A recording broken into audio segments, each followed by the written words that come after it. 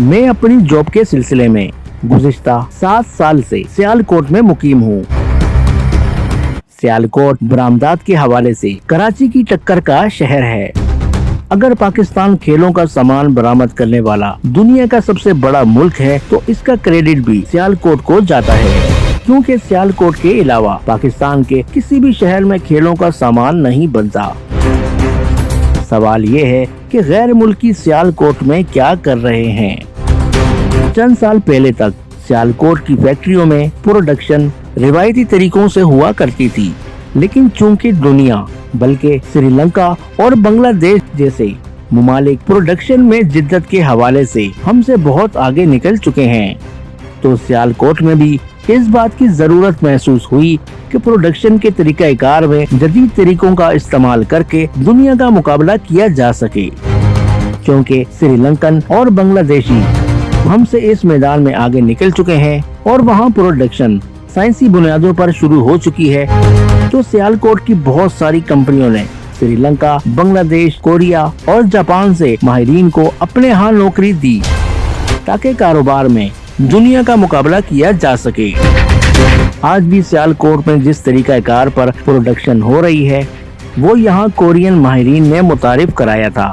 امریکہ اور یورپ کے گاہک ہر روز سیالکوٹ کی کسی نہ کسی کمپنی میں کاروبار کے سلسلے میں آتے جاتے رہتے ہیں۔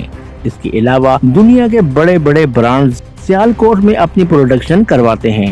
یہ برانڈز چونکہ قوانین کے پابند ہوتے ہیں، اس لیے یہ سیالکوٹ میں ان کمپنیوں کو بھی جن سے وہ اپنی پروڈکشن کرواتے ہیں قوانین کا پابند بناتے ہیں، جیسا کہ مزدوروں کے حقوق، مزدوروں کے لیے صحت مندانہ ماحول میں کام کرنا، مزدوروں کے لیے پینے کا صاف پانی، مزدوروں کی حفاظت کے لیے آگ سے بچاؤ کا انتظام، مزدوروں کی قانون کے مطابق دہاڑی، جبری مشقت اور چائلڈ لیبر وغیرہ۔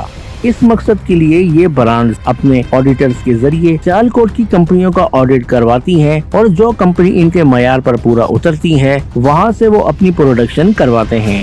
بصورت دیگر وہ کسی اور کمپنی یا کسی اور ملک کا رخ کرتے ہیں۔ کیونکہ ان حالات سے میرا ہر روز کا واسطہ ہے، فیکٹریوں میں مزدور دیواروں پر اپنی تصاویر، پھول، مذہبی نعروں والے جھنڈے اور خاص طور پر ایک کاغذ جس پر لکھا ہوتا ہے اگر آج آپ نے درود شریف نہیں پڑھا تو ایک بار پڑھ لیں، دیواروں پر چسپاں کر دیتے ہیں۔ نالین مبارک والے جھنڈے بھی اپنی مشینوں پر لگا دیتے ہیں۔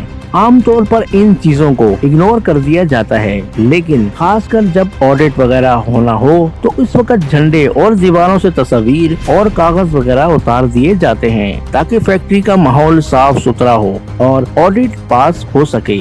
یہ ذمہ داری فیکٹری کے مینیجرز کی ہوتی ہے، اور عموماً اگلے دن وہ جھنڈے اور کاغذ دوبارہ لگا دیے جاتے ہیں۔ راجکو کمپنی میں بھی ایسا ہی ہوا۔ کچھ دن بعد ایک بڑے برانڈ فیلا کا اس کمپنی میں وزٹ ہونا تھا، تو سری لنکن مینیجر نے اپنی ڈیوٹی سمجھتے ہوئے دیواروں سے کاغذ اور مشینوں سے جھنڈے اتروانے کے جرم میں اپنی جان گنوا دی۔ راجکو کمپنی کے کئی ملازمین بتا رہے ہیں کہ سری لنکن مینیجر کا صبح سے صفائی کے معاملے پر جھگڑا چل رہا تھا اور انہوں نے گستاخی جیسا کوئی کام نہیں کیا۔ یہ سری لنکن مینیجر کئی سال سے اس کمپنی میں کام کر رہا تھا اور اپنی ڈیوٹی کے معاملے میں سخت تھا، جو اس کو ہونا چاہیے تھا۔ ماتحت لوگ سخت مینیجر کو یقیناً پسند نہیں کرتے۔ یہاں پر ذاتی انات کا بھی عمل دخل تھا۔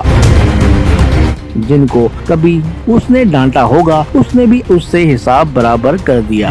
سری لنکن مینیجر گستاخی رسول کے سزا میں نہیں بلکہ ذاتی انات اور اپنی ڈیوٹی کرنے کی پاداش میں مارا گیا۔ اللہ اس قوم کو عقل دے، اگرچہ اب بہت دیر ہو چکی ہے۔